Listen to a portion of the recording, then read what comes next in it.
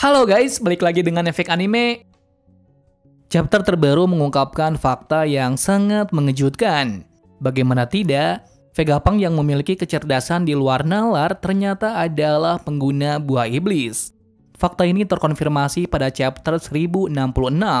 Di sana disebutkan Vegapunk memakan buah iblis Nomi Nomi Nomi, memungkinkan dirinya untuk menampung semua informasi tanpa batas. Ibaratnya kemampuan buah iblisnya itu memiliki kapasitas bertera-tera dan tak ada habisnya. Well, pastinya yang sudah menonton One Piece selama 10 tahun terakhir ini pasti sangat terkejut mengetahui fakta ini. Dikarenakan semua fans telah menunggu siapa dan kekuatan di balik orang jenius di One Piece. Sekarang rasa penasaran kita telah hilang setelah melihat chapter 1066. Ya, walaupun sebelumnya semua fans pasti tertawa terpingkal-pingkal melihat sosok yang sudah dinanti selama 10 tahun ini. Meskipun Oda sudah seringkali membuat karakter dalam bentuk yang aneh, namun kali ini semua fans tidak terbayang kalau Vegapunk memiliki wujud yang seperti itu. Padahal sebelum memasuki arc Egghead, kita semua sudah membayangkan Vegapunk dengan bentuk yang keren-keren. Namun entah kenapa Oda membuat karakter dari Vegapunk ini begitu nyentrik dan mirip seperti meme Einstein. Setelah melihat chapter 1066, ternyata alasan Oda membuat karakter Vegapunk memiliki jidat yang sangat panjang adalah karena kekuatan buah iblisnya. Yakni sejak masih kecil Vegapunk memang sudah terlahir dengan cerdas. Dan pasti saat masih kecil jidatnya tidak begitu panjang dan masih normal kayaknya. Akan tetapi setelah mendapatkan buah iblis yang sangat cocok padanya, membuat penampilannya begitu aneh dan membingungkan. Tetapi itu adalah efek dari buah iblis Nomi Nomi Nomi. Yakni jika dia mendapat informasi yang penting-penting, Vegapunk bisa menyimpannya dalam otaknya. Dan seiring berjalannya waktu, semakin banyak informasi yang diserapnya, kepalanya itu semakin membesar dan menjulang ke atas. Sampai saat ini belum diketahui seberapa batas penyerapan informasi yang dimiliki, dikarenakan dikatakan penyimpanannya itu tidak ada batasnya.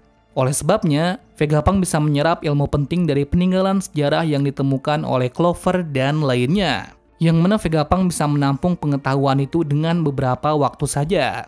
Jadi kita bisa mengatakan bahwasanya meski tidak memiliki kekuatan tempur, tetapi buah iblis yang seperti ini akan sangat membantu peradaban manusia ke depannya. Contohnya yang beberapa tahun dia kembangkan adalah pulau masa depan Egghead. Lantas bagaimanakah Vegapunk membuat kloningan seperti Shaka dan lainnya? Nah, disinilah letak menariknya dari kekuatan Nomi Nomi Nomi, yakni dia bisa membagi otaknya. Hal ini terbukti jelas pada 22 tahun yang lalu dia masih memiliki kepala yang besar. Sedangkan pada timeline sekarang, kepalanya yang besar itu hilang seperti dipotong.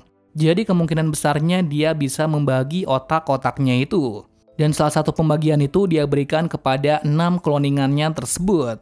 Salah satunya dikasih pusat kota, tepatnya telur raksasa yang merekam semuanya. Di mana pada pusat kota tersebut adalah inti dari pulau ini. Karena disitulah semua pengetahuan yang sangat banyak berada. Lantas dari mana Vegapunk bisa mendapatkan kekuatan ini? Untuk sekarang kita belum mengetahui dari mana dia dapat buah iblis yang sangat overpower ini. Kami beropini bahwa dia menemukan di tempat yang kemungkinan besar berada pada tempat yang sangat rahasia. Dan pastinya bisa saja dilindungi oleh suatu kekuasaan. Bisa jadi dia mendapat kekuatan itu dari pemerintah dunia. Akan tetapi, setelah dipikir-pikir Vegapunk tidak terlalu akrab dengan pemerintahan. Kenapa seperti itu? Dia hanya dimanfaatkan saja oleh mereka. Namun sebaliknya, Vegapunk membutuhkan sumber daya yang dimiliki oleh pemerintahan. Sebab dari inilah yang mendasari kenapa dia memilih pemerintahan daripada pasukan revolusi.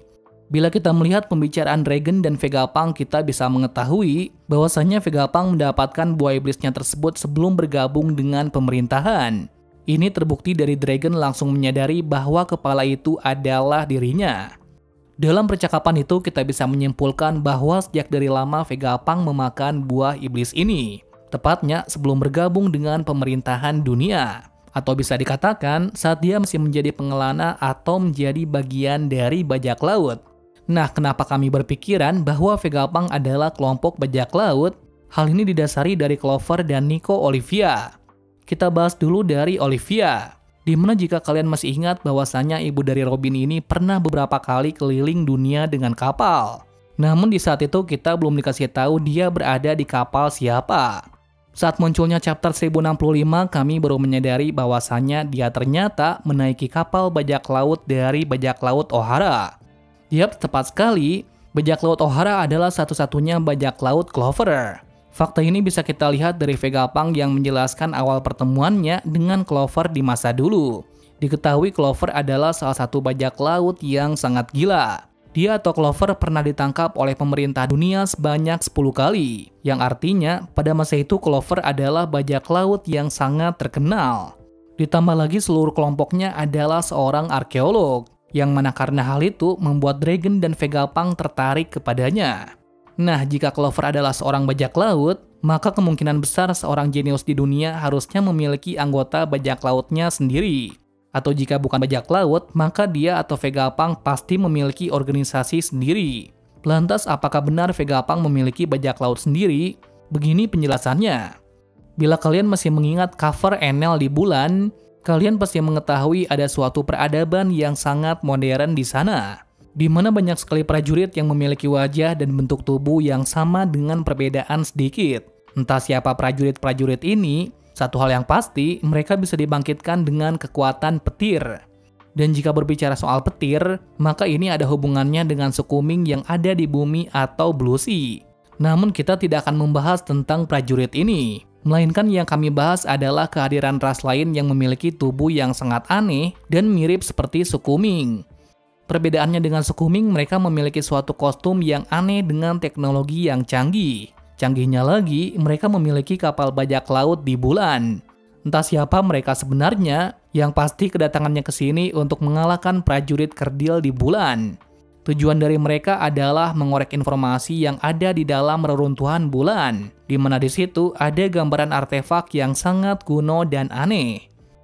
Balik lagi dari ras aneh yang memiliki kapal bajak laut. Ras aneh ini di topinya ada suatu lambang bajak laut. Dan lambangnya ini memiliki kepala tengkorak yang menjulang ke atas. Lalu jika kita melihat di bumi One Piece dan yang kita ketahui sekarang, orang yang memiliki kepala menjulang ke atas adalah Vegapunk seorang. Lalu apa hubungannya lambang itu dengan Vegapunk? Jelas sekali pasti ada hubungannya. Dikarenakan lambang bajak laut melambangkan kapten dari bajak laut tersebut. Contohnya sudah banyak sekali seperti Luffy dengan lambang bajak laut topi jerami dan lambang bajak laut Shanks yang memiliki coretan merah di kepala tengkorak. Jadi kita bisa menyimpulkan bahwa Vegapunk adalah pemimpin dari bajak laut luar angkasa. Hal ini akan sangat valid dengan pengetahuan yang dia dapatkan dari selama ini, terutama peninggalan Ohara. Nah, untuk memperkuat lagi, kenapa ada bajak laut di bulan yang memiliki teknologi kapal yang digunakan di air, bukan pesawat terbang? Yaps, jawaban simpelnya adalah saat itu masih belum ada teknologi untuk pembuatan pesawat. Jadi jika menyangkut kapal, maka jawabannya bajak laut tersebut berasal dari bumi. Dan sudah pasti, yang meminta anggotanya ke bulan adalah sang ketua. Dengan begitu mereka bisa memonitoring apakah yang ada di bulan, serta menjaga kerahasiaan dari eksperimen tersebut. Lalu bagaimana pendapat kalian? Apakah Vegapunk mempunyai bajak laut sendiri? Berikan jawaban kalian di bawah. Terlepas dari itu semua, Vegapunk di sini sudah jelas tidak memihak pemerintahan. Yang dia lakukan selama ini adalah membela keadilan yang sebenarnya. Kebenaran utama sekarang adalah sejarah yang dihilangkan oleh pemerintahan. Jadi tujuannya sekarang adalah membangkitkan sejarah tersebut untuk diketahui oleh seluruh dunia. Dan pasti ini akan beresiko sangat buruk untuknya, karena dia pasti akan dibunuh oleh pemerintahan. Sebagai tambahan saja, jika dilihat dari sini, entah kenapa sifat dari Vegapunk sangat persis dengan Aokiji, di mana Aokiji sangat membela kebenaran, namun dia juga sebagai anggota Angkatan Laut sebelumnya. Namun meski dia pernah menjadi bagian dari pemerintahan, dia memiliki keahlian tersendiri. Contohnya saja sebelum bertemu dengan Luffy 2 tahun lalu, tepatnya sebelum arc Enies Lobby. Aokiji tidak membunuh Luffy meskipun dia tahu bahwa Luffy adalah bajak laut pembuat onar. Dan yang menegaskan sifat Aokiji tidak mendukung pemerintah dunia ialah saat melepaskan Robin dan Saulo dari kehancuran Ohara. Yakni Aokiji melepaskan Robin karena saat itu dia masih kecil dan tak bersalah. Lalu soal Saulo, ternyata kita sudah dikasih tahu sejak beberapa tahun yang lalu, yaitu setelah insiden Enies Lobby. Di mana dalam pesta yang sedang berlangsung, Aokiji datang dan mengatakan bahwa dia sangat senang Robin masih bisa hidup. Aokiji kemudian mengatakan dengan serius bahwasannya Ohara masih hidup. Akan tetapi, Aokiji tidak membicarakan lebih dalam lagi. Itu adalah clue dari Oda kepada semua penonton bahwa Saulo masih hidup. Gila memang Oda ini. Kami pun juga tak percaya bahwa itu adalah clue. Saat menonton episode tersebut pun kami berpikir itu adalah kata-kata penyemangat. Ternyata itu adalah clue yang sangat penting. Well, dari sini sudah jelas meski Aokiji berada di pihak Angkatan Laut, tetapi keadaannya sangat berbeda. Tak hanya itu saja, sekarang Aokiji juga berada di anggota bajak laut Kurohyue. Akankah dia memiliki sifat yang sama? Dan jika iya, maka Aokiji memang sangat mirip dengan Vegapunk. Oke, itu saja pembahasan mengenai Vegapunk yang bisa kami ulas. Selebihnya jika ada informasi yang tidak berkenan, kalian bisa koreksi di kolom komentar. Terima kasih sudah menonton video ini dan sampai jumpa di video selanjutnya.